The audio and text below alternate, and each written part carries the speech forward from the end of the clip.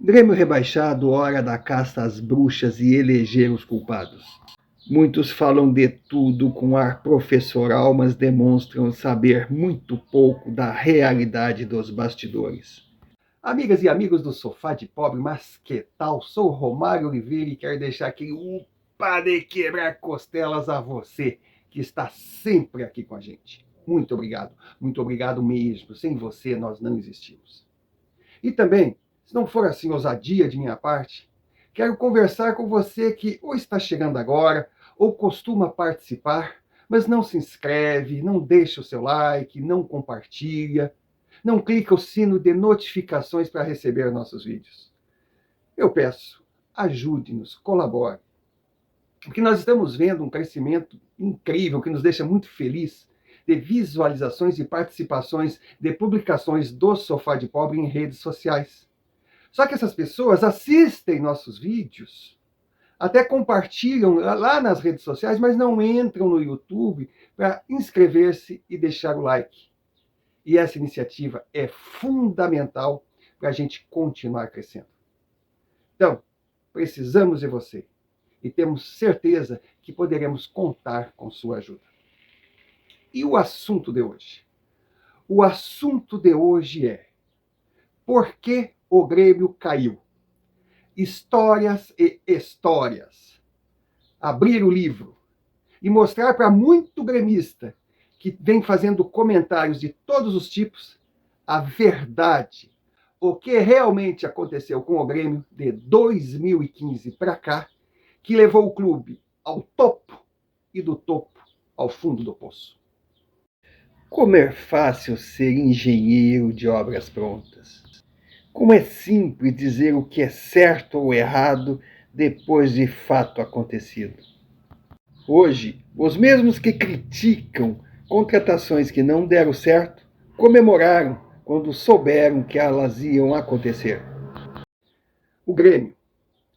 O Grêmio sempre foi parquinho de diversões, de meia dúzia de grupos políticos, de velhos cartolas que dedicaram uma vida a exercer o poder no clube.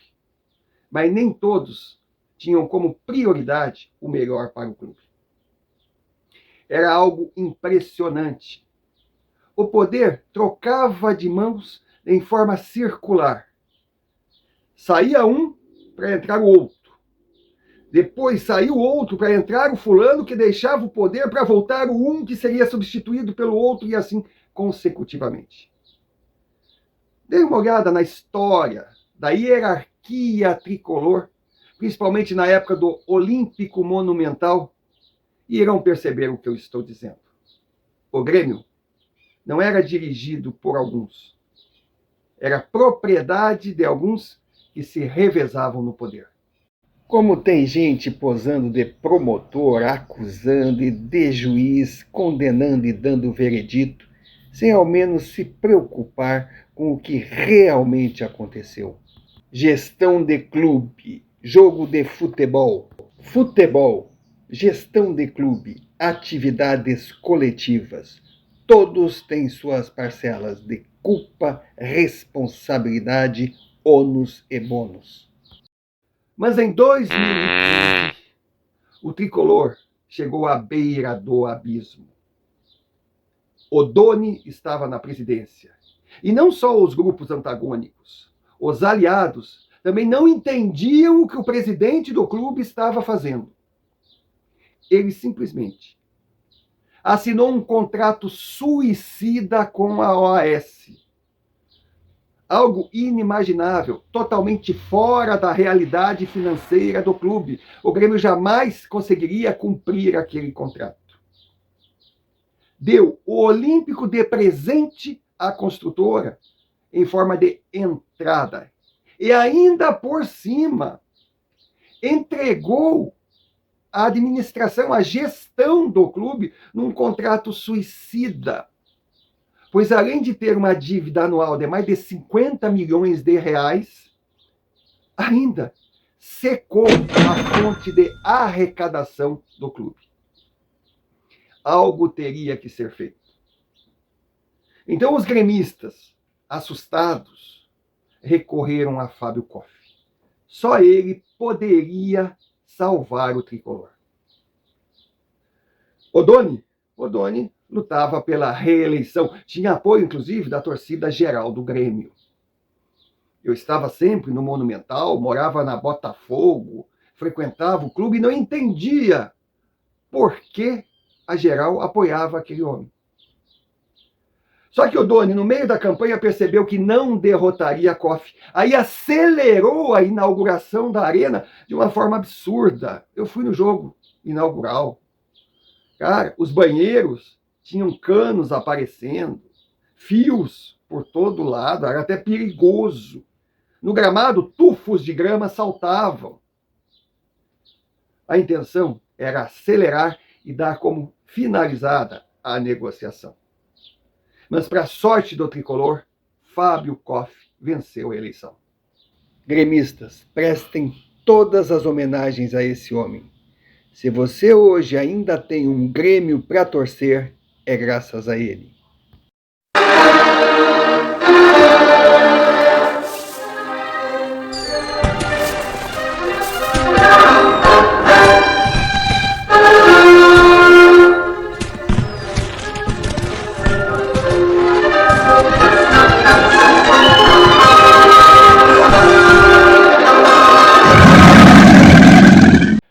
Se alguém merece uma estátua na arena, esse alguém é Koff. Ele trouxe Felipão para o departamento de futebol, colocando para o treinador a obrigação de tentar organizar o vestiário. E se dedicou a salvar o tricolor.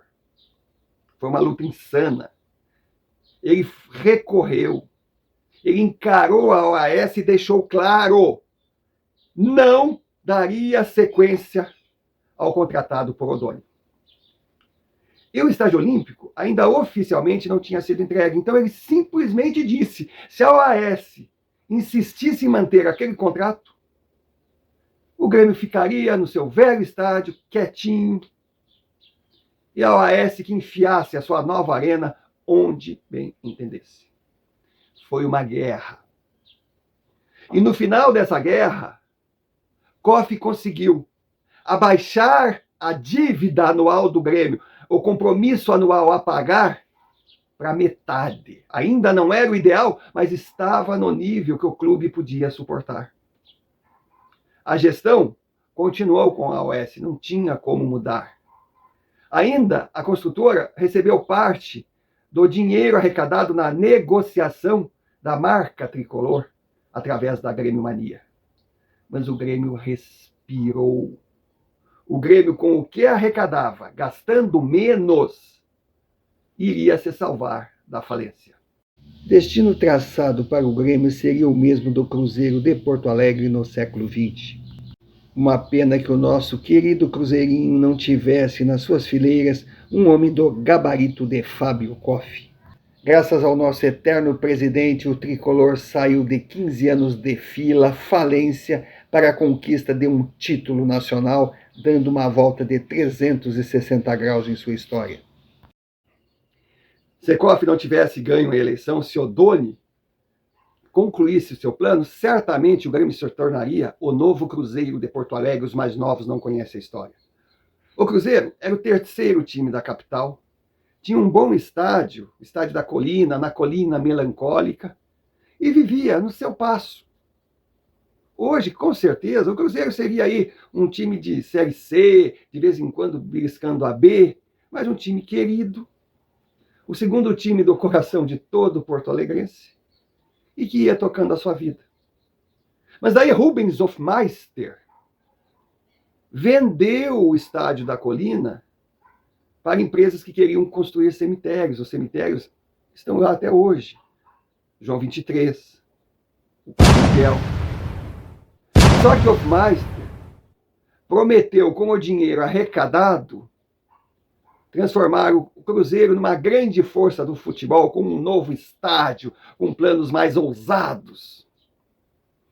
O dinheiro sumiu e com ele desapareceu o Cruzeiro. Mas Koff arrumou a casa, mas seu mandato estava terminando e ele também não tinha mais idade para suportar a pressão. Ele teria que colocar alguém de sua confiança. Aí ele trouxe para o cenário da arena um nome novo: Romildo Bolzan. Bolzan foi claro, pouco entendia de administrar futebol.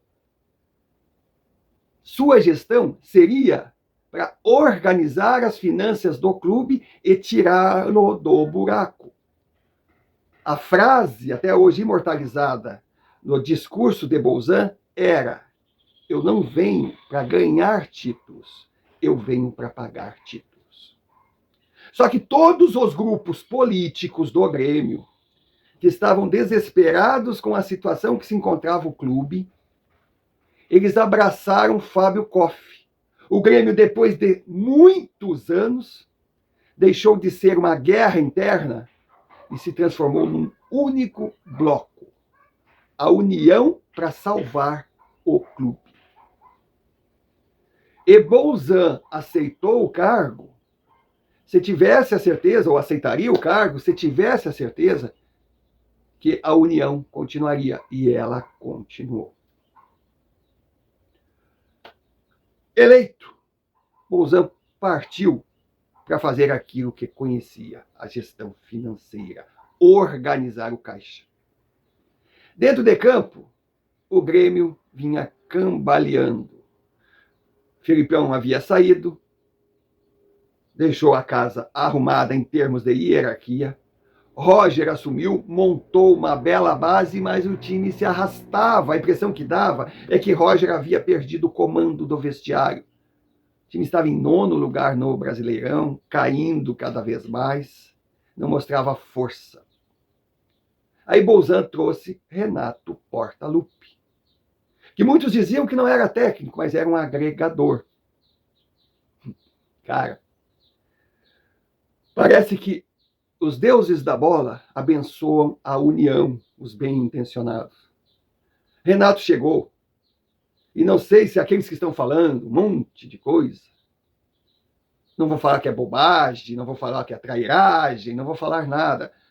Coloco apenas no desconhecimento de causa. Não sei se esses lembram. Renato estreou num jogo da Copa do Brasil contra o Atlético Paranaense. O Grêmio havia vencido o primeiro jogo em Curitiba de 1-0. Aconteceu nesse jogo em Porto Alegre algo inusitado. O grande Marcelo Groy falhou, não foi um frango, foi uma falha. E vejam, André, que sempre confessou o amor pelo Grêmio, mas é profissional, André, que fez o primeiro gol da arena, pegou o rebote da falha de Groy e fez o gol. O Grêmio perdeu em casa de 1-0, decisão por pênaltis. A decisão estava perdida. O Everton foi bater o último pênalti para o Atlético Paranaense. Se a bola entrasse, 2016 teria terminado como mais um ano na fila, seria o 16º. A estreia de Renato, de pouco, resolveria para a temporada. Aí o Everton, goleiro do Atlético Paranaense na época, goleiro que tinha ganho as Olimpíadas, que tinha defendido pênaltis, que ser o herói da noite, foi bater o último, e Groy se redimiu. Fez a defesa, a arena explodiu e o Grêmio ganhou aquele jogo para depois seguir e levantar a taça da Copa do Brasil, saindo de uma fila de 15 anos. Romildo Bolzan, que entrou no clube prometendo pagar títulos, foi abençoado e viu o time do Grêmio ganhar um título totalmente inesperado. Nem os mais otimistas dos tricolores poderiam imaginar um final de ano com aquela grandeza. Primeiro passo para uma geração vitoriosa depois de reconquistar o Brasil um título nacional após 15 anos, veio a confirmação, a conquista da Libertadores da América. Romildo Bolzan tem um sistema de gestão, de administrar, que eu não posso criticar, porque durante toda a minha vida profissional usei o mesmo. Ninguém pode tomar conta de tudo. Ninguém é onipresente. Um administrador que tenta saber até o papel que é gasto na sua empresa, ele trabalha 24 horas por dia, enlouquece e não consegue resultados, não chega a lugar comum. Então, o que tem que ser feito? Delegar poderes e dar aos escolhidos carta branca para agir. Grêmio deu, Bolzan deu a Renato a função de administrar os vestiários. Colocou Espinosa para ajudá-lo. Então, o ano de 2017 começou escorregadio. O time foi eliminado do Gauchão nos pênaltis pelo Novo Hamburgo, que de forma surpreendente seria o campeão do ano, derrotando o Internacional na final. O Grêmio se arrastava no Brasileirão, não foi muito bem na Copa do Brasil, mas ficou claro o seu objetivo, era a Libertadores da América. E conquistou o título. Grêmio começava a se equilibrar financeiramente, revelava talentos que mais tarde seriam negociados por um caminhão de dinheiro. O exemplo maior, Arthur. E, além disso, era o campeão da América. Na verdade, tricampeão. Aí chegou 2018. Vice-campeão mundial, perdendo para o poderoso Real Madrid, Gauchão, Recopa e novamente semifinal da Libertadores da América, sendo eliminado pelo River Plate num resultado que pode ser colocado na conta do Sobrenatural de Almeida e da Conmebol. Aí veio 2018, de cara, Recopa e Gauchão. O Grêmio voando em campo, merecidamente sendo considerado o futebol mais bonito e eficiente que estava sendo colocado em prática no país. Grêmio era reconhecidamente um dos 3 melhores times da América. Tanto era que chegou às fases finais da Copa do Brasil e chegou a uma semifinal da Libertadores, ganhou do River de 1-0 dentro do Monumental e foi derrotado pelo VAR no Olímpico, pois o VAR da Conmebol fez questão de não enxergar que o gol marcado, o gol de empate marcado pelo River Plate, foi pornográfico, foi feito com a mão, tanto que até o atacante do River, depois que se comparar a Dom Diego Maradona, falando em La Mano de Dios, foi um escândalo. Fora isso, a sorte não ajudou o tricolor, pois Paulo Miranda na zaga estava bem, mas mais uma vez a noite pesou e ele teve uma distensão. Bressan entrou no seu lugar e Bressan não estava numa noite feliz. Jogo 1-1, ainda classificava o Grêmio, indo para o final, num chute, um balão que o atacante do River deu, pegando a segunda bola, Bressan saltou. E nessa de saltar com as mãos abertas, a bola raspou na sua mão. Nem chegou a desviar, mas esse toque o VAR enxergou. E o Grêmio foi eliminado. Foi eliminado, mas o trabalho de Renato Portaluppi estava sendo reconhecido, principalmente a gestão Romildo Bolzan. Sem dúvida alguma, a melhor gestão que o Grêmio teve no século XXI. Em 2019, apesar de ter ganho o Gauchão e ter ido bem no Brasileiro, o time mostrava não ser mais o mesmo. Na Copa do Brasil, uma eliminação doída para o Atlético Paranaense depois de vencer o primeiro jogo na Arena por 2-0, perdeu em Curitiba por 2-0 e foi eliminado nos pênaltis. Detalhe, durante o jogo, mais um pênalti claro em favor do Grêmio, não marcado, agora pelo VAR da CBF. Mas o grande indício do início do fim foram os 5-0 que o Flamengo impôs ao tricolor.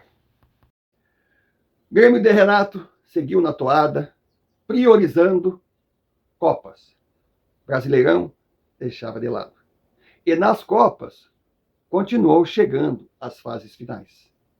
Então o Grêmio era o time da moda. Só que chegara a hora de Bolzan se retirar. Mas daí aconteceu o grande erro. Aliados, mexeram os pauzinhos para que Bolzan continuasse, pois estava dando certo. Teoricamente era o melhor. Mas só que a gente esqueceu que estava lidando com a ganância, interesses de vários grupos. Aí os grupos antagônicos, também conhecidos pelo apelido de oposição, disseram, não, que é isso, chega. Não, vou mudar regulamento para o cara ficar e a gente vai ficar à sombra? Não, nós também temos direito a lutar pelo poder. E a intenção dos aliados deu certo, mudaram todas as regras, Bolzan partiu para um terceiro e suicida mandato. Pois não conseguiu entender que aquela sua, entre aspas, vitória acabou com o bloco. O Grêmio virou um fronte de guerra política. Aqueles grupos se dividiram novamente e cada um puxava para o seu lado. E para os opositores de Bolzan, a meta era destruí-lo para evitar que ele fizesse um sucessor. E aí começaram a atacar o presidente de todas as formas. Novo personagem entra em cena, o militante fantasiado de torcedor ou jornalista. A ordem era criticar, criar caos, deixar pior o que já estava ruim, fazer de tudo para desmoralizar, desacreditar a administração Bolzan, dando chances a opositores de fazer campanha paralela para voltar ao poder nas próximas eleições. Nos bastidores da política, interesses eram muitos, menos o melhor para o clube ou para o time. Renato se transformou no grande trunfo de Romildo Bolzan. Pois ele tinha que cuidar da guerra política, mas essa guerra política não podia espirrar no vestiário. Os jogadores tinham que continuar fazendo a sua parte, que, aliás, estavam fazendo muito bem. Então, Renato blindou o vestiário, conseguiu inimizades grandes entre os cartolas gremistas. Mas ninguém passava por ele, uma barreira intransponível. E graças a essa defesa, o time continuou caminhando. Mas teve o fatídico jogo que tomou 5-0 do Flamengo. Ali, tecnicamente, todos diziam, Renato tem que sair. Renato está perdendo o comando do vestiário, porque está muito amigo dos jogadores. Pensando em futebol, ele tinha que sair, mas pensando na política, se ele saísse, os jogadores virariam alvos daquela política, daquele veneno, e o estrago poderia ser bem maior. Renato continuou. E aí, no ano de 2020, veio a pandemia. Elenco entrou numa zona de conforto, livre da pressão das arquibancadas. A forma de administrar de Renato criou um clube intocável de amigos. Foi o efeito colateral. Jogadores se achando melhores do que realmente eram, jogadores entrando numa zona de conforto, os treinos cada vez menos puxados e mais raros. A coisa de ser o melhor time do Brasil subiu para a cabeça. Com vários jovens chegando, Renato imaginou que a presença de cascudos ajudaria a formar o elenco, aí começou a pedir veteranos.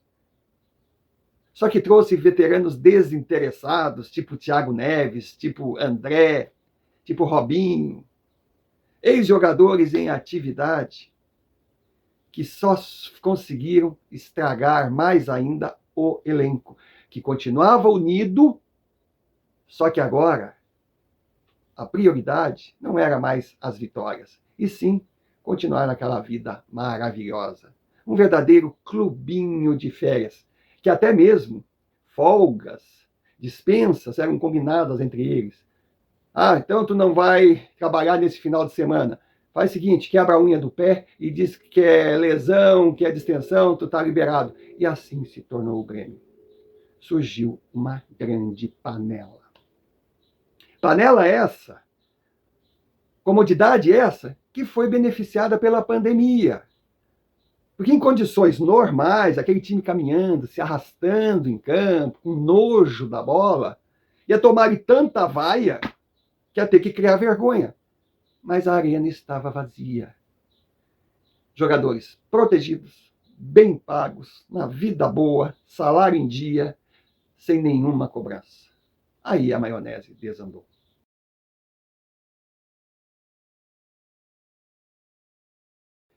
Vejam a situação de Romildo Bolzan.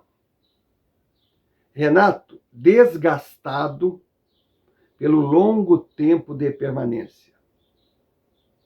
Renato, sem comando do vestiário, pois teve que abrir concessões para conseguir blindar os jogadores para que não se envolvessem na política do clube. Mas Renato ainda tinha uma articulação boa entre os atletas. E ele sabia que com o andar da carruagem, títulos difícil. A coisa entrou na zona de pasmaceia, na acomodação total. Só que existia uma estrutura montada. Para tirar Renato, não era só chegar e mandar o cara embora, não. Pois quem entrasse de fresquinho ali de novo, ia encontrar um bloco de acomodados que não aceitariam uma mudança brusca. Então, a demissão de Renato aconteceu de uma forma equivocada e fora de hora. Porque foi justamente no início de 2021, quando o Grêmio já vinha numa decadência, pasmem, na época era decadência, ir para pré-Libertadores, imagina, um time que estava sempre entre os primeiros. Os torcedores gremistas mal acostumados já diziam, mas que absurdo, que time vergonhoso, mal sabiam eles que eram felizes e não sabiam. Pois é.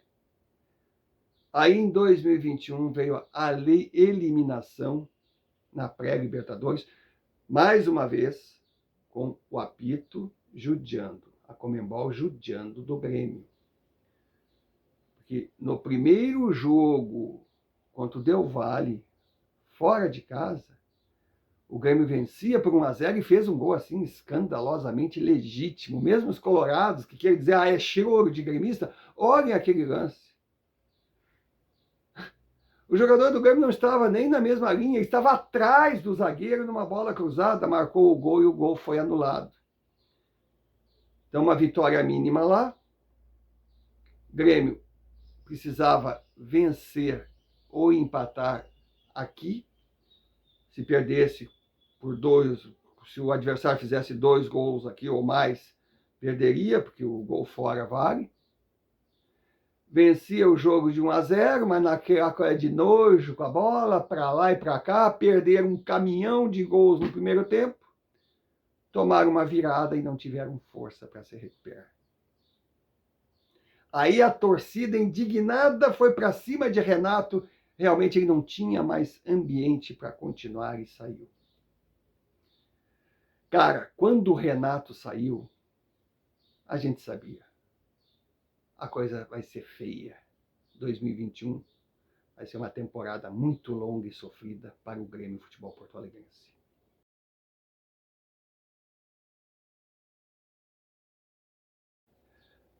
Não estou dizendo que Renato é um super técnico, que só ele pode arrumar uma casa. Não. Eu estou dizendo que Renato fazia parte de um contexto que não podia ser desmanchado na porrada só. Romildo, sem apoio político. Romildo enfrentando uma guerra fora de campo. Romildo vendo o futebol despedaçado. Ficou sem Renato.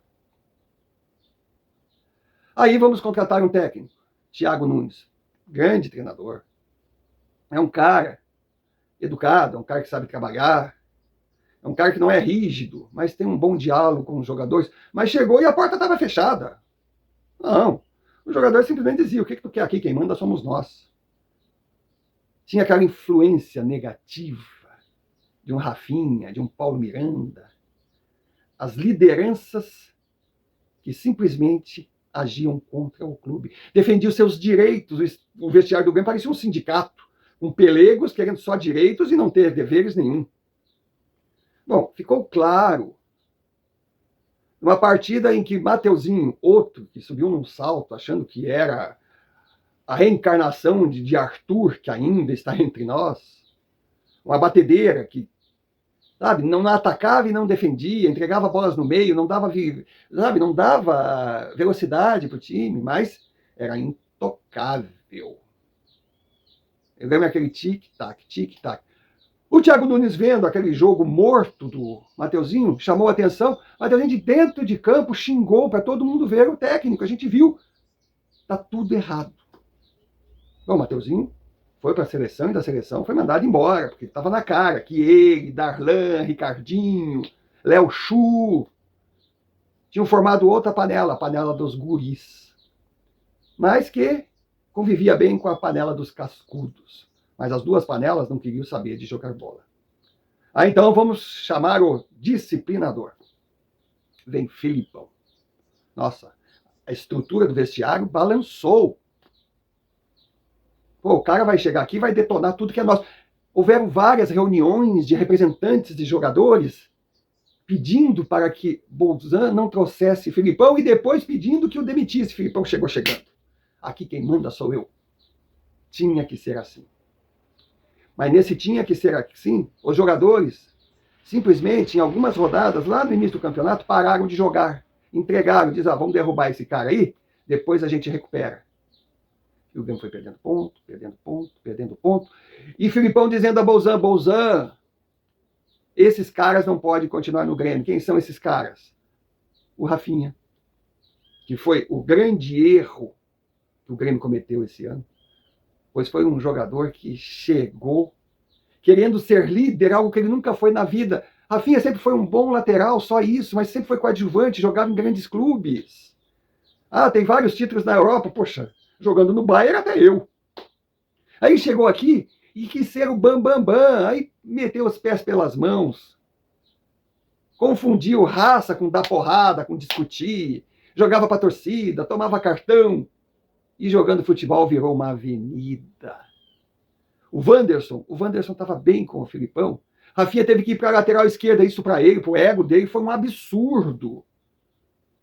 Então ele, Paulo Miranda, outros nomes já falados aqui, fizeram de tudo para derrubar Filipão. Todo mundo achava que Bolzan apoiaria. Só que Bolzan não tinha força para apoiar, porque não tinha mais aquele apoio político. Aí Filipão olhou e disse, quer saber de uma coisa? O que eu estou fazendo nessa porra aqui? Saiu como homem. Pelo contrato, ele podia estar recebendo salário até hoje. Ele disse, não quero, eu gosto do Grêmio, eu respeito o Grêmio, mas do jeito que está, não vai. Aí veio o Mancini. Aí quando o Mancini chegou, a panela chamou o treinador e disse, nós já derrubamos 2, para derrubar o terceiro é fácil. Aqui as regras são assim, assim, assim, assim. Tu não manda nada. Ninguém manda, nós vamos decidir tudo em conjunto. Mancini simplesmente aceitou. Se acovardou. E fora isso, tinha que engolir algumas, sabe, baboseiras. O Grêmio virou o Grêmio de Alisson, o jogador técnico. Meu Deus. O Grêmio virou o Grêmio de JP, Jean-Pierre. Um cara que não respeita a sua imagem, não respeita o futebol, não respeita a sua carreira. O cara não quer saber de bola, ele joga por obrigação, ele não gosta do que faz, o cara caminha em campo. O Grêmio era um time lento, morto. Aí tem que ter intensidade. Aí os caras confundiam intensidade com chegar e dar no meio do adversário. Time cheio de cartões. Aí, claro, lesões, suspensões. Mas estava mantida a panela. Aí, de repente, os jogadores perceberam, puta que pariu, o que nós estamos fazendo? Está no final do campeonato, a gente tem que começar a jogar. Aí resolveram fazer o que deviam ter feito desde o início, porque o elenco do Grêmio não era elenco para estar disputando rebaixamento. Só que daí surgiu a questão CBF. Frases tantas vezes repetidas, resumo do Grêmio 2021. Time entrou no buraco por suas próprias pernas e falta de vontade de jogar. CBF fez de tudo para garantir que não sairia. Então está claro, o Grêmio chegou na posição que chegou nas últimas rodadas do Brasileirão, pagando pelos próprios erros. Só que a CBF, surpresa com aquela situação, mas comemorando, vibrou, pois ia tirar uma pedra do sapato. Então o Grêmio, por questões de calendário, time disputando isso, time disputando aquilo, os jogos adiados tinham 2 jogos a menos. Aí, de repente, colocaram todos os jogos numa maratona. Era jogo de 3 em 3 dias. E nessa sequência, a arbitragem começou a detonar o Grêmio. Não é jogo de rebaixado, não. Nós estamos falando de história. Ó, vejam agora. Vou colocar mais uma vez as imagens dos lances dos jogos contra Palmeiras, contra América Mineiro, contra Atlético Mineiro e principalmente o Grenal 4-3-4. Aquele pênalti absurdo que o Moisés, que joga com as mãos segurando e empurrando adversários, isso todo mundo sabe, numa cobrança de escanteio, segurou o Jeromel de forma escandalosa, segurou até derrubar. Sabe o que o juiz disse? Que foi agarra, puta que pariu. O Jeromel está na frente do Moisés, olhando a bola. Olhem o lance. O braço dele está esticado para trás. O que vocês acham? Que o Jeromel esticou o braço para trás, chamou o Moisés, Moisés, deixa eu te segurar aqui, porque eu não quero chegar na bola, eu não quero marcar o gol, pelo amor de Deus, foi um pênalti escandaloso, mas vejam as imagens. Porque a CBF sabia. O Grêmio fez tudo para estar nesse buraco, mas nós precisamos realizar tudo o que vier, tudo que pudermos, para que ele não saia, por uma única razão. O Grêmio e o Bahia lideram novamente essa campanha para criar uma liga de clubes, tirando da CBF o direito de organizar as competições domésticas.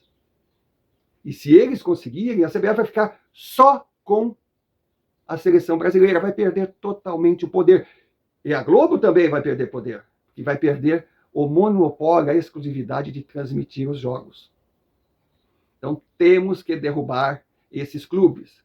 Se Grêmio e Bahia forem para a segunda divisão, eles podem até continuar com essa bobagem de liga, mas todo mundo vai dizer, é choro de rebaixado.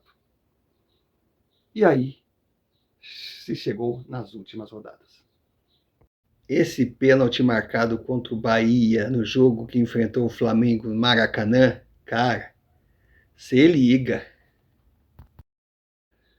Grêmio 40 pontos, Bahia 43, Cuiabá 43, Juventude 43. Primeira providência, o Cuiabá tem que ganhar pontos, porque é o que menos tem vitórias. Num caso de empate, ele será rebaixado. Aí o Cuiabá vai enfrentar o Fortaleza dentro de casa, o Fortaleza do nada entra com um time reserva. Reserva por quê? Poupar para quê? O Cuiabá ganhou, foi para 46. Poxa, mas o Fluminense não fez sua parte, perdeu para o Bahia está com 43 também. Se o Bahia chegar com 46 e o Cuiabá perder em Santos, o Cuiabá está rebaixado. Aí o mesmo Fortaleza entrou em campo contra o Bahia e venceu o jogo por 2-1 com o time completo. E detalhe, o gol do Cuiabá contra o Fortaleza foi de pênalti inexistente. E os 2 gols do Fortaleza contra o Bahia, o segundo foi de um pênalti inexistente. Quanta coincidência! Ou seja, o Bahia estava eliminado. Não bastasse isso, ele chegou nessa fase derradeira com só 43 pontos, devido a outro pênalti absurdo inventado pelo juiz num jogo contra o Flamengo. O escândalo foi tão grande que Gaciba foi demitido. Pobre Gaciba, segurou o bode Ah, foi o responsável por tudo. Não adianta. Peixe pequeno é o primeiro que se afoga. Mas faltava o Grêmio. O Grêmio enfrentava o Corinthians. O Grêmio precisava chegar a 45 pontos para ter uma chance matemática. Com 43 ficaria muito difícil. Então criaram essa coisa, o Grêmio rebaixou o Corinthians, inflamaram a torcida, a vingança, tudo cascata. Mas o Grêmio entrou, fez o trabalho, poderia ter ganho, tomou um gol no finzinho, um empate de sabor de derrota. Mas mesmo assim, o Grêmio teria chances. Pois para rebaixar o Bahia, Fortaleza venceria. Bahia com 43, o Grêmio tinha mais vitórias que o Bahia. Bastava ganhar do Atlético Mineiro. Cuiabá, o Cuiabá com 46, dificilmente cairia.